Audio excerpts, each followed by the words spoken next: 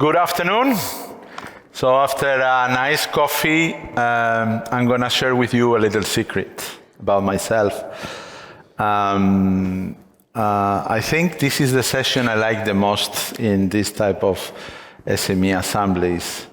And I like the most because in Brussels sometimes we have the tendency, we are doing a good job there, but we have the tendency to obviously not necessarily be in touch with the real world. They accuse us of being in the Brussels bubble. And well, in a way, this is a very nice opportunity to be in touch with the real entrepreneurs. I think we had yesterday a fantastic presentation by Professor Saraswati, who gave us her vision about how to bring forward entrepreneurship in everything that we do in life. So for me, as part of the secret, this is the session, but don't tell to the others, this is the session I like the most. But on the other hand, is the session where I personally have less control of the situation. I don't know what might be the end result of it. What I can share is that following the discussion we had last year, was a similar storytelling type of opportunity. We put forward the idea of entrepreneurship and looking forward for untapped potential of entrepreneurs, women, migrants, youth in the relief package. And one concrete action is mentioned on the SME relief package, and we will expand on these ideas. So this is what I wanted to say. Looking forward for your stories, looking forward for your input. Don't be afraid of this big room. Speak your mind, because we really need your optimism, your positiveness, your ideas, your challenges, and how can we help you? How can you help us as well? And this is a little bit the idea. Thank you so much, Bonnie. Really lovely to co-host the session with you today. A warm welcome from me as well to our speakers and to our post-lunch crowd in this room, and also to those watching us via live stream. It's wonderful to have you with us. All those watching via live stream, you can contribute questions, and we're going to take them here to the stage.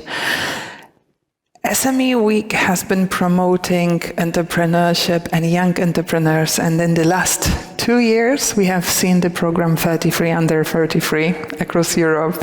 And this is an initiative that aims to shine a spotlight on a selection of successful young entrepreneurs. So everybody in the audience, I'm going to introduce them in a second. If they make you feel inadequate, they've been making me feel inadequate for the last week. They're quite brilliant, quite amazing, seriously. So just brace yourselves.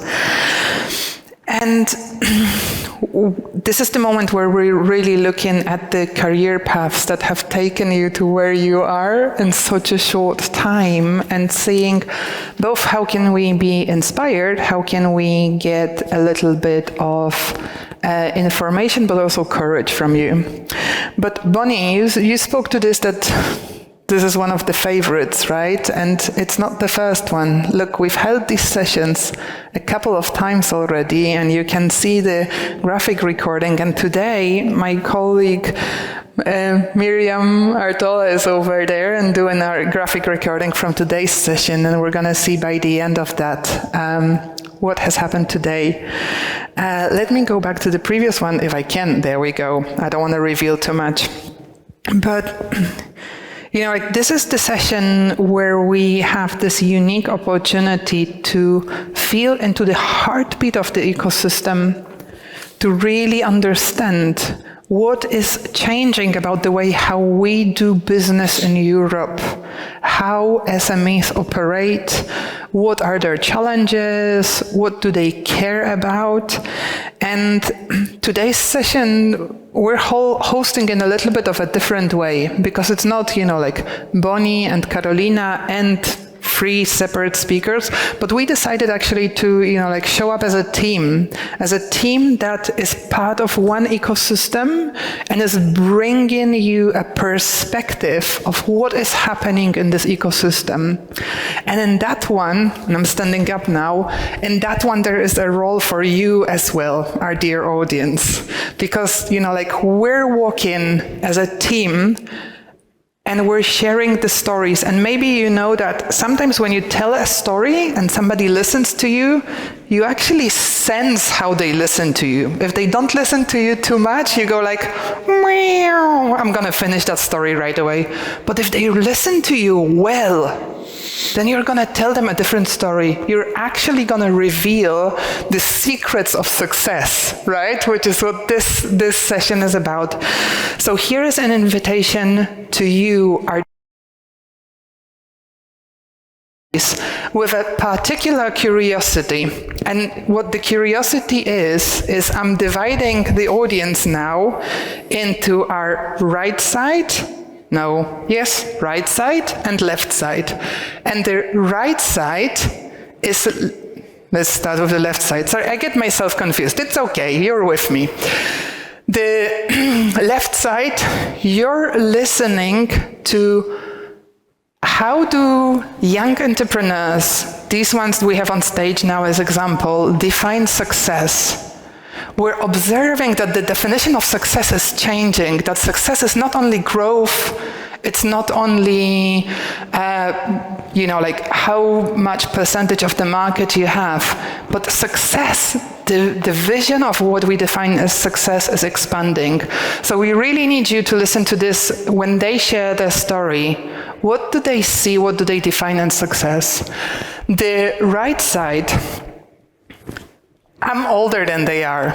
I'm at least 10 years older than they are, so I'm not a digital native, right? Like that ship has sailed. I'm never gonna be that. So there is a generational change about this, how you guys know to make business, to how I will ever know how to. So I would like to ask you to listen to this. What is the generational shift? How do they make business differently? How do they approach operations? How do they approach managing talent? How do they approach contacts with their consumers? How do they do business? What's the generational shift? And once you guys have presented your stories, we're going to go to our audience and actually ask you what it is that you heard from the stories. Is that okay? Yeah, cool. I like an audience that answers with a clear yes. That was nice. Okay, who we have here on stage? We have 3 wonderful people. It has been a great pleasure preparing with them.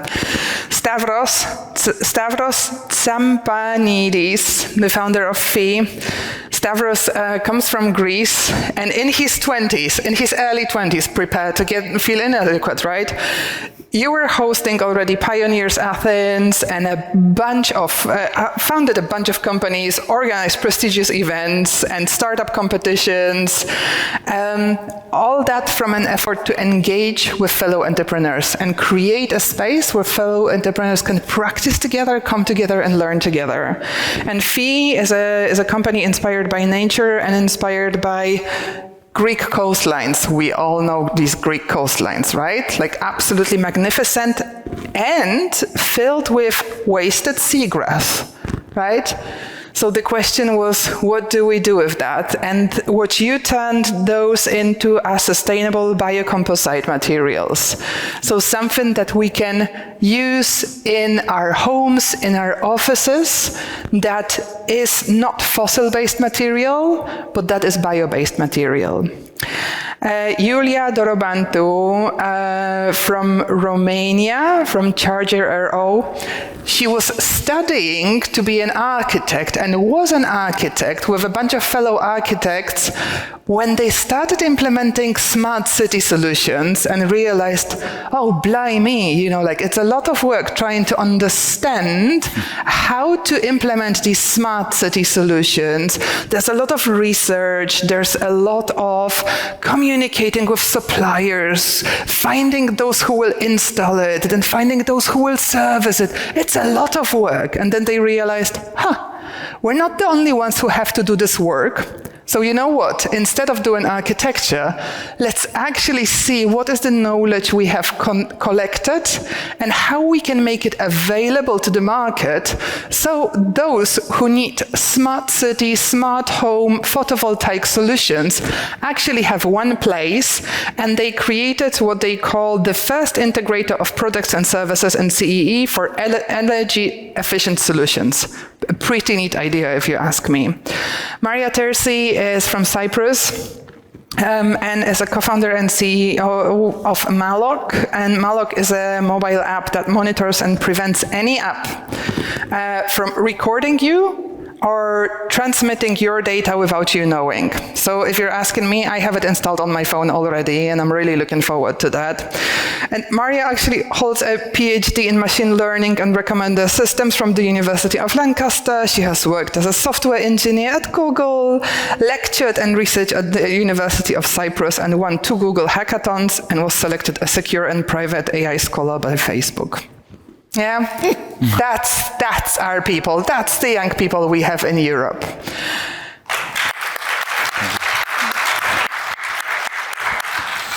Stavros, I'm passing on the clicker to you, and you're the first one to share your story. We're really excited. Thank you. Thank you so much for the intro. Thank you for having me. My name is Stavros Tsobanidis. As you told, I'm one of the founders of FE. Of course, my story starts back on 13 to be honest, not 15. Back on Greece, of course, that I born in Athens, and I was studied finance and banking management in University of Piraeus.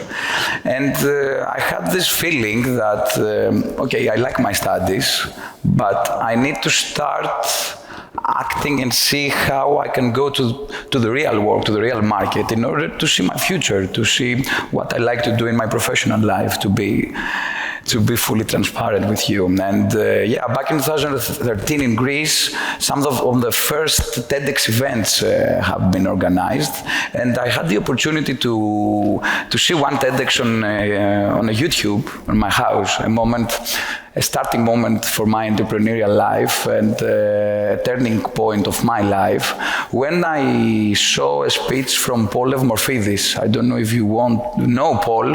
Paul is the founder of Kokomat. It's a Greek company that produces sustainable sleeping products like mattresses and all this furniture and all this stuff. Paul, in his speech, shared an amazing story that I will share also with you. He shared his story when he traveling across Peloponnese, and he saw across the coastal areas tons of dead leaves of seagrass that are washed up. And the idea he had is how we can upcycle them, how we can reuse them in order to create something with value. Paul, in his story, shared with the audience that this night he spent the night sleeping on those leaves, on those bunches of seagrass. I don't know, have you ever seen them during your travels on Greece or across Mediterranean, on Cyprus maybe? No one? Okay, perfect. So you know about this raw material, and Paul told us that I had the best sleep of my life, and you have to find new technologies, new ways to upcycle them and give them a second life. That was for me my turning point, and that was a vision that I committed on. I was 20 years old then, and I hope that you have felt this amazing feeling that your heart is so with you, and you're feeling inspired, and you want to put all of your energy to achieve a goal. That was my turning point, and that was the turning point for founding FE. 2 years after, to be fully honest, and I founded the company with a clear vision of giving second life to those huge tons of biomass, of plant-derived residues, of bio-waste, that instead of having a circular value chain, they remain on a linear value chain. So they have an impact on our environment because of landfills disposal, and they have an impact on our social lives because of spent public money and private money that we spend in order to treat them as a waste. And this is what we do with our technology. I don't know if my slide's working perfectly, very, very fast. Our vision is to create materials that are inspired by nature, and this is what we do. And this is the 4 materials, these 4 new, I say materials, I say they are resources and not waste. This is the dead leaves of seagrass that I shared you with my story. We're working with tea waste, the Greek mountain tea waste. We're working with spent coffee grounds. I'm sure you are all aware about these spent coffee grounds that only in Greece we have 78,000 tons per year that are unfortunately going to landfills. Mm-hmm. We can share some numbers about this impact. And we're working also with agricultural residues and biomass. The problem we are averting with our solution, with our technology, is that we avert them to end up in landfills or to end up in other more emitting waste technologies. And a very interesting fact is that the 11% of global methane emissions are coming from landfilling plant-derived residues and bio-waste to landfills. This is something that the European Union will change. The policy is now not coming, is here, and our solution can be part of that change. I will tell you a little bit about the numbers for Greece in order to understand the problem. Dead leaves of seagrass, each coastal municipality has, according to our research, 1,000 tons of this biomass. Regarding coffee, only in Greece, 42 is the average to 78,000 tons that all of them, for the coffee I'm sure, are going to landfills. Regarding the other agricultural residues, there is a huge market study. Don't lose time. You can understand that we're speaking about a big problem here. And the second one that we are trying to solve, and I'm finalizing my presentation, is what our solution is doing is trying to decrease the CO2 in real estate, in the construction, which is something very important. Imagine that from the 100% of the total carbon emissions, the 50% are coming from the construction industry. And from them, the 23 is coming from the operation of the building, and the rest 20 from the materials. And the interesting part is that from this 20, the 10% is coming from the core and cells, and the rest from the interior fit-outs. And our solution is giving a solution to decrease the embodied carbon of the interior fit-outs by proposing new bio-based alternatives.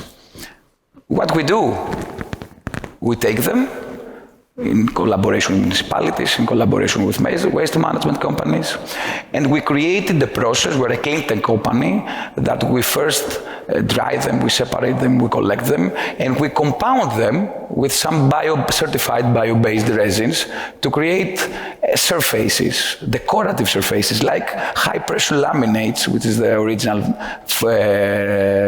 terminology of these materials, that can be placed in interior design projects like that. So instead of using a 100% fossil-based material, you can use the family of feed materials for having a bio-based content in your interiors, improve the interior air quality, which is the most important value add of our materials, and last but not least, decrease the embodied carbon of the building. That's all what we do, and in order, finalizing my inputs, and thank you for hearing me, how I define success today, I define success that we are with Bonnie together on 3 amazing girls, and this is something very important towards the change in the European Union, that on this panel, we have women and promoting, women are here, they are amazing entrepreneurs, and I think that this is the hugest success that we need to underline today for my input. Thank you so much for hearing me, and happy to reply to your questions. Thank you so much. If you wouldn't mind passing on to you, thank you. I was on time. But your presentation is quite long. Hello, everyone, first of all, and thank you for having me here. It's actually quite awkward to talk about success because, and I believe it's not only on my side, our company, Charger, is quite young and still trying to find its place in the market and to understand better all sides of what we are building. We discussed a lot about buildings before and constructions, and they are very dear to me because, as Karolina said in the beginning, I'm an architect, but now we will move at a bigger scale and we will look at the cities we live in. And I'm here to talk to you more about our work at Charger, Charger.ro, and me, myself, I'm one of the co-founders. And as mentioned in the beginning, we have a background in architecture, we have a background in urban regeneration. We have been since 2019 on the local market in Romania, the World Bank's urban regeneration accredited consultant, so we work a lot with projects. But we are technical people and we didn't manage to understand, and I struggled a lot with implementing and finding the right solution for each client, each location, each context. Because at the moment, let's make an exercise together. You are buying an electric car, for example, and you want to put an EV charger at home. You go on Google, you search for electric car charging, probably, at least this is what I was doing, and you will find a long list of technical specifications which you do not understand and which do not take into consideration your specific context. And on the other side, there are many manufacturers who are putting these products on the market and who are dealing with a very new market and new to all the consumers. And many of them are struggling to sell their products, and many of them have given up, at least in Romania, on direct sales to their clients. So we ended up, and we are seeing a lot of generic results, no real measurable climate impact or financial impact. So it was very hard to actually see the impact of each solution we were implementing. So what we are trying to do, we wanted to change actually the way people buy and implement clean tech solutions. And Charger is the first integrator of green and smart products for both people and companies. We are concentrating on 3 verticals we have in our portfolio for the moment: EV charging solutions, photovoltaic systems, and smart city devices, which is a very fancy word actually for charging docks for electric scooters and bikes, air quality sensor, and other urban smart devices. And between consumers and producers and installers, we actually offer access to a lot of know-how and expertise, and partners. Partners in what? In checking your location, in maintenance, in funding your solution, and so on. There are many after sales services that you can access, like monetize your charging station, for example.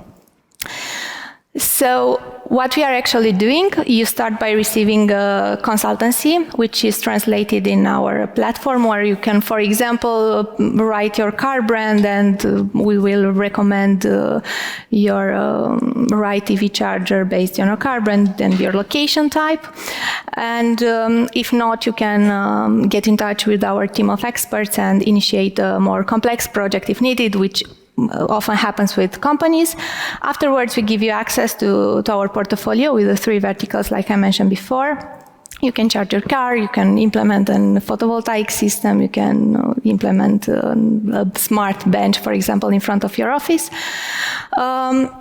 And for all of these afterwards, there is a process that is starting, because you can access funding options or payment alternatives to sustain your investment. We have a portfolio of over 300 devices, hardware and software we can match you with.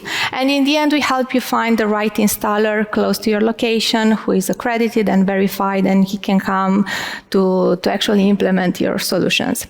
And after sales, you have support in the usage of the solutions, because we realized there are a lot of smart on paper investments that were made in the public space that don't get used by the actual user, so they are just an investment on paper. So we help you understand how they work. We do a lot of workshops with companies and individuals who need them, and help them put the device actually to work.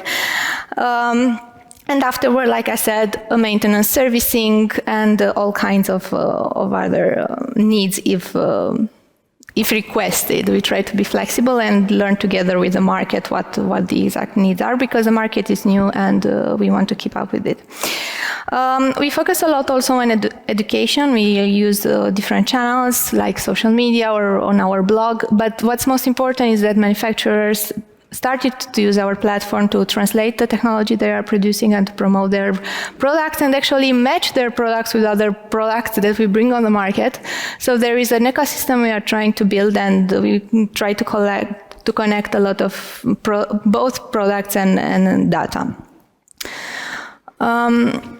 The road is quite longer than this past 2 years of Charger. We started working together, the founding team. We are 4 founders, more than 10 years ago, as students at the architecture university in Romania. But since then, we learned a lot through architecture projects, urban regeneration, and we actually even produced for a couple of years smart city devices like charging docks for electric bikes. So the world was longer. Charger itself was built through an accelerator, and first funding, very small amount of funding around from IIT Climate Kick at the end of 2021. And Carolina asked me actually before the meeting what was the drive to start, or how do we start, and I didn't have actually an answer, because we just starting doing and executing, and I believe programs like accelerators of private European, there are a good way to start doing things and testing them out, and they put you in a position where you have to build your MVP and actually find clients. And in 2022, at the end of 2022, we closed our pre-seed funding round. Having investors and mentors alongside has helped us a lot. And we implemented in Romania only this year 250 projects and solutions and devices.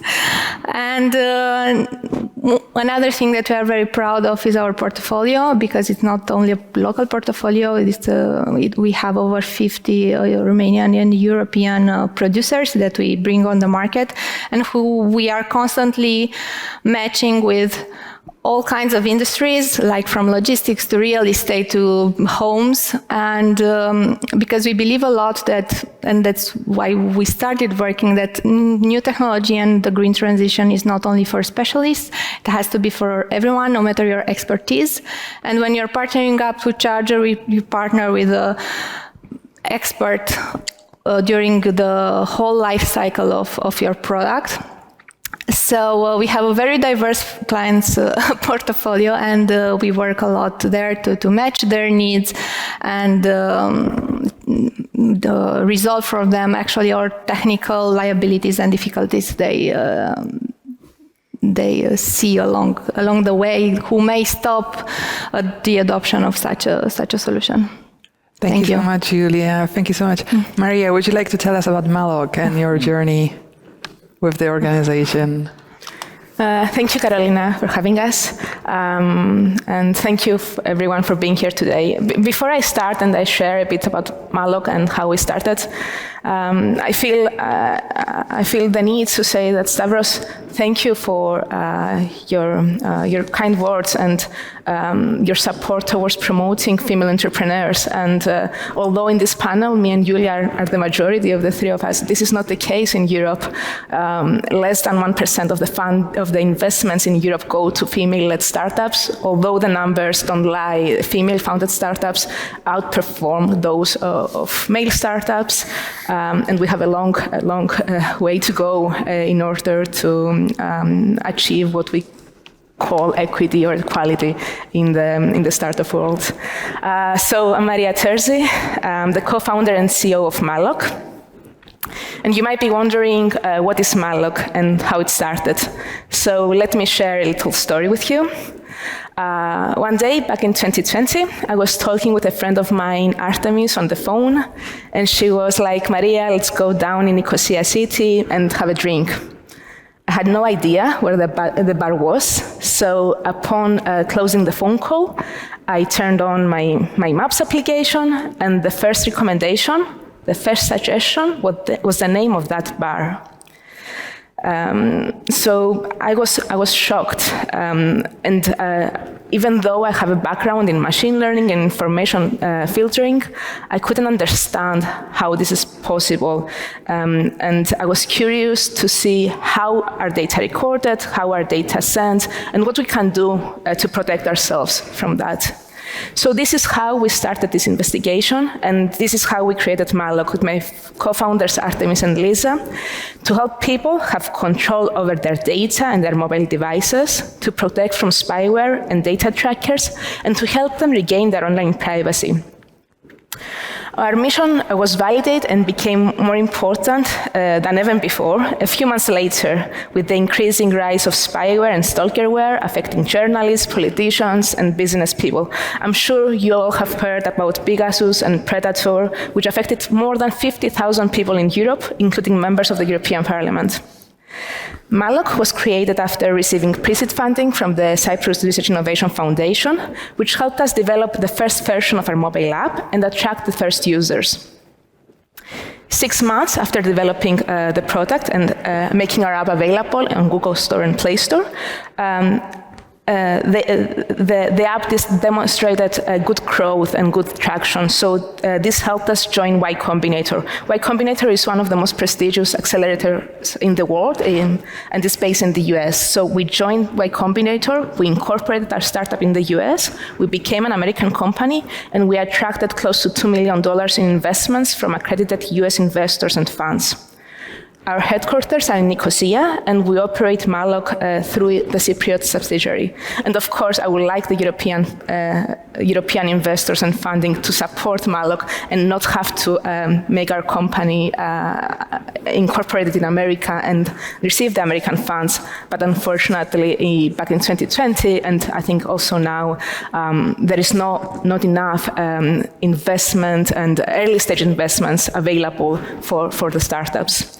So our mobile app has now more than 1 million downloads across 100 countries. It's available on Google Store and Play Store. And 1 million may sound as a big number, but what really keeps us going are the stories of the users who use our app and how Malloc has helped them to stay safe and private online. Journalists and politicians have been using Malloc to protect from spyware and stay unmonitored. People, and women mostly, have used our app to detect stalkerware on their devices and escape from abusive relationships. We use our mobile devices and the internet for pretty much everything nowadays, and we have the right to feel safe and private online. It's our data, it's our choice. Developing Malloc was not easy. As I mentioned before, after receiving the initial pre-seed funding, it was challenging to get additional investment from Europe, and although there were investment opportunities, the terms of the investment were suffocating. When you are building a startup aiming to be competent in the global market, you need to have good terms that will allow you to grow your startup and have additional rounds of funding to scale. So in Europe, we have a lot to improve, including bureaucracy, the banking system, and how investors approach early-stage startups. We're proud of Europe, and particularly the European values, including democracy and privacy. Europe is known for the strong data protection regulations and concerns, and I hope they are also followed when developing our new digital identities and digital wallets. For those who are following the discussions, I was personally shocked to see Article 45 in the initial draft. Online privacy and security, our online freedom, is more important than ever before. And at Malloc, we are now launching 2 new products for enterprises to protect the devices of their employees, and for mobile app owners, a library that can use them to safeguard their data from hacking attempts. I strongly believe that Europe and European startups have a bigger role to play in the global scene, and I'm happy to see the other startups like Julia's and FIF or Stavros focusing on very important issues. Thank you for having me. Thank you so much.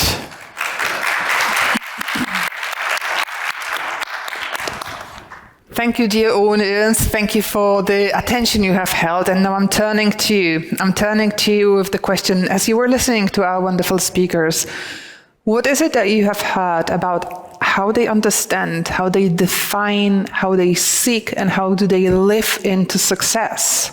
And what is the generational shift? How does this generation approach entrepreneurship and doing business? If you can turn to either somebody you brought with you or to a new friend behind you, I'm going to give you around 7 minutes to have a brief conversation, and then we're going to open our mics. And to all those online, we're going to share a Slido with you, and that also goes to those...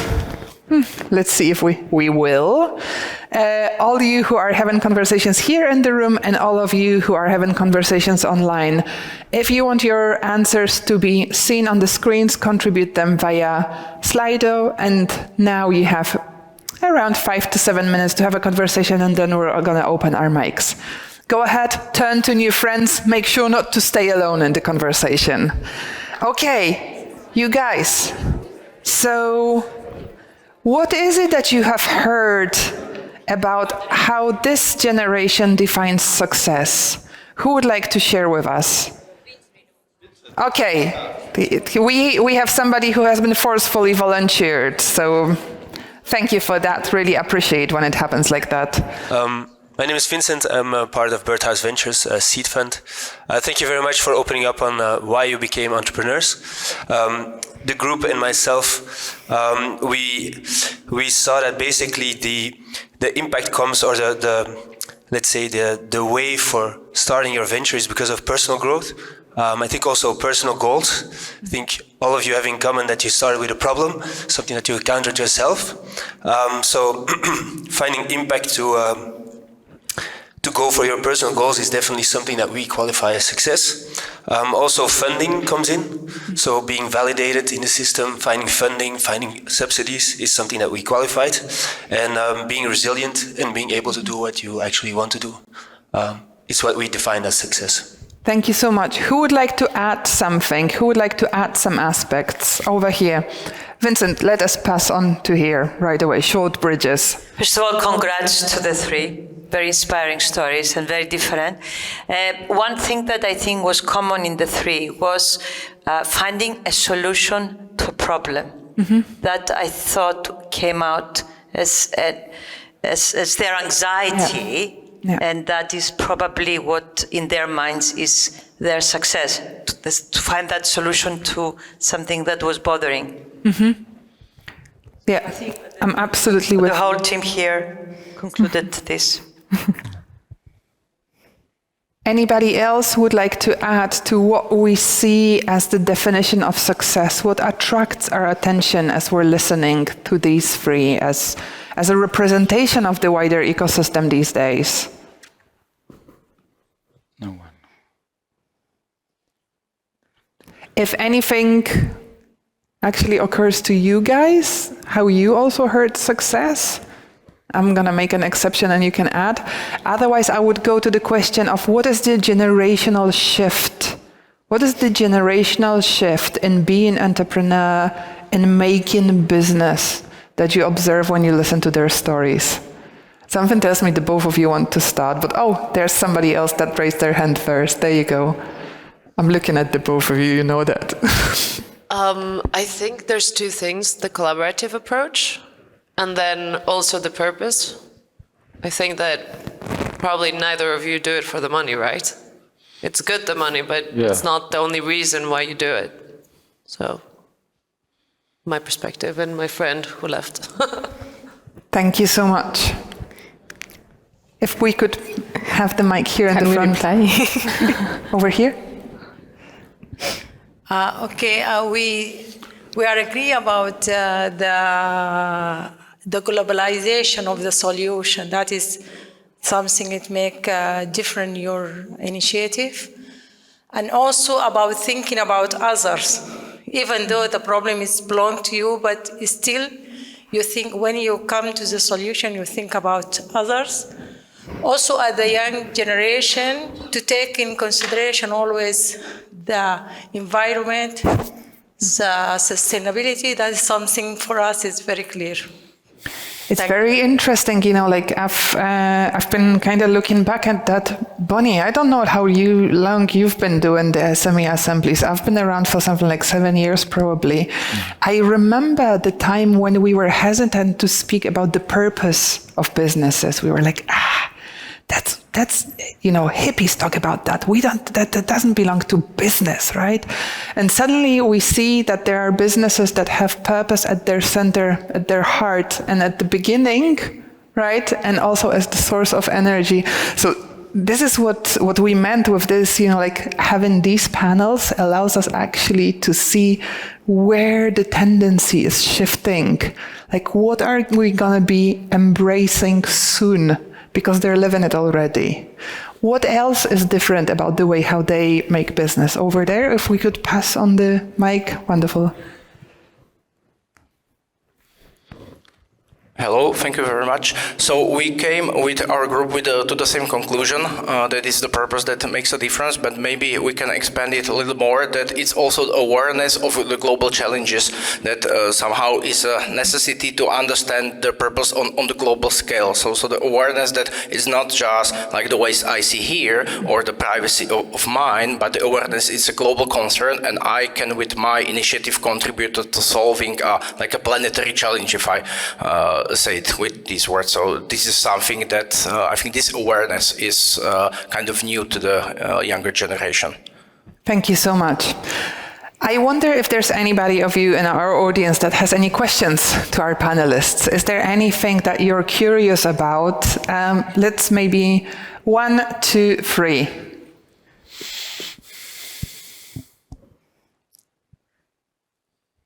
You want to start? No? Okay, thank you. Hi. I'm also biased because I'm Romanian, so I like what... but I'm not going to ask her a question. I was curious about the Cyprus-US business a bit.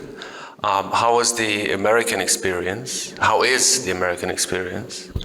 And we were actually talking about, in our small but relevant group, I'd say, about the fact that it's sometimes easier to go to the US and create a company than to go to any European company as a European and create a company. For us as a Romanian, it's not really easy to go to the Netherlands and create a company, but it's beginning to look a lot like Christmas. Mm-hmm. It's beginning to be easier to do that in the States, especially with the Inflation Reduction Act and so on. Absolutely, you're 100% correct. So I will share experience. It took us 2 days to register the American company. It took us 1 week to pitch to investors. It took us another week to get the money in the bank. So let's go to the Cyprus case and the European one. It took us around 1 month. And $50, I think it was $500 to incorporate in the US. So in Cyprus, it took us around 1 month. Before deciding to go with the US investors, we had different negotiations with European investors. I think we have been talking with them around 2-3 months. We did 6 or 7 meetings with them. Of course, we didn't conclude and we didn't decide to proceed with them because the terms were not good enough for us. But if you compare the US and the EU in the way they work, let's say that US is like the rabbit that runs so fast, and then Europe is the little turtle that goes slowly. The Americans make fun of us, so they say that anything that has friction is European. Anything that goes smoothly and fast, it's American. So for us, it benefited us to be part of such an ecosystem that it strives for growth. But at the same time, I would like to underline that particularly during the uncertainty of the last years, the economic downturn, as a European startup, we were one of the few startups that were very conservative in terms of how we manage our money. We didn't, although the American way of growing a startup is going fully on growth, we kept our numbers having sense, right? So we're a bit conservative on our growth in order to build a more sustainable company. And I think this is a difference of the two worlds. Other thing I can mention is like being a US startup, it's easier for you to get funding because in the US, the investors are more educated and they're more willing to invest in early stage startups. Our investors, all of our investors are people who have built startups, they're technical people, they created their companies, they exited their companies, and now they're investing in other founders. So they not only have the money and they give you the money, but they give you the support, the knowledge, and you know that these people have gone through this path. While in Europe, the thing with the funds and the investors is not exactly this, the case is not exactly this. So yeah, there are two different worlds. I'm happy that with Malloc we can experience both and take advantage of both. Europe has a lot to learn on how to conduct business, but at the same time we respect the values of Europe and how Europe is more towards creating sustainable companies rather than forcing for growth without actually thinking if the numbers make sense. Thank you so much. Thank you, Maria. Can I add something? Sorry. Sure. To be fully honest and transparent, US is the leader of startups and technology companies worldwide. In Greece and in Europe, what happens in US 20 years back is our today's reality. So this is the environment that we're trying to create new businesses and startups and accelerate market innovation and all this stuff. This is the reality. So, and number two, very, very important, is that the market validity and the framework of the market, especially for Malloc, I think is the reply to the question that you posed, that Malloc can be more, let's say, marketable, test the market, create the first MVP, the second version, and can take real market feedback only from markets that are open to test those type of product. Otherwise, you are not an entrepreneur, you are burning money just for developing something that you don't know who wants it, and if it creates value. Thank you. Thank you so much. We have time for, sorry. So I'm holding the... There we go. That's a very good collaboration here, people. So as I'm leading an accelerator program in Cyprus, which offers grants, mentoring, training, and networking. I am curious to hear from each one of you if you had the experience of an accelerator, but even if you didn't, which of the offering of an accelerator do you value the most and you think helps you the most to grow? And you all together have 40 seconds to answer this question, because this is where we are. 20. Okay, so I will take this. We have actually been to 2 accelerators, even though we weren't big fans of these. For us, what was most important, but this is because that was our stage, was the possibility to test. We incorporated our company during an accelerator, and during the second one, 2 months later, we started building our first product, our first business plan, and having our first client. So being able to pitch every day and discuss our idea every day in the first month of working on this project was the most important. We didn't end up raising our money through the accelerator or having like big accounts and clients or anything, but testing and actually pitching day by day to different people and hearing their feedback on our product was the most valuable. But I don't know how is this in a more later stage when you already have a product and it's not that you are building the business through that accelerator.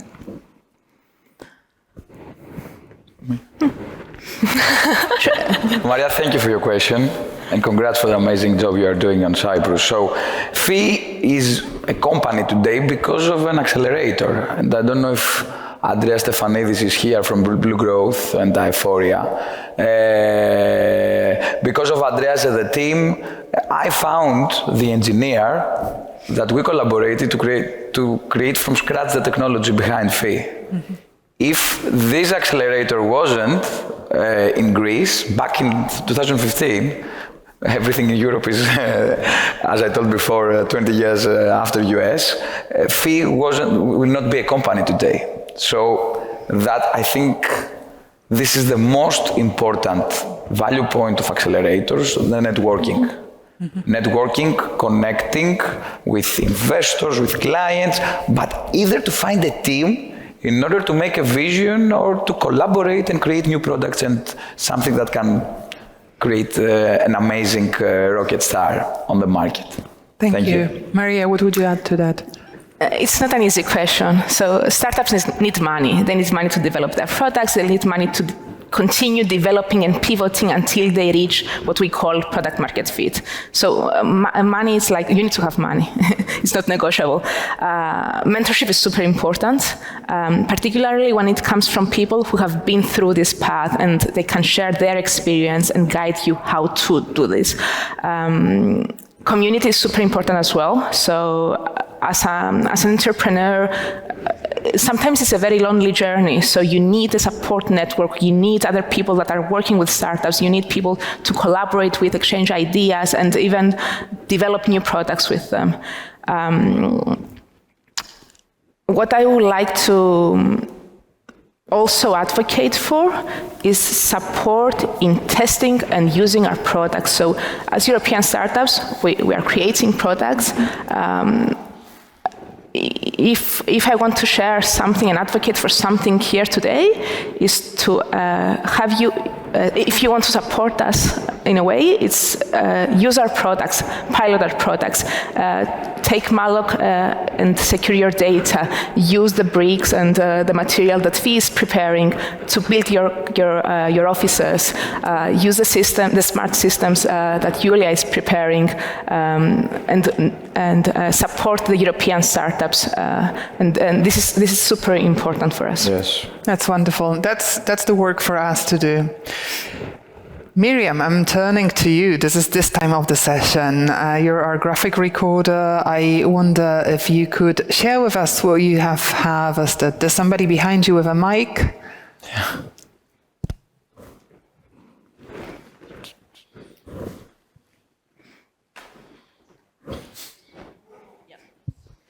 So what it emerged was a weaving of three incredible stories,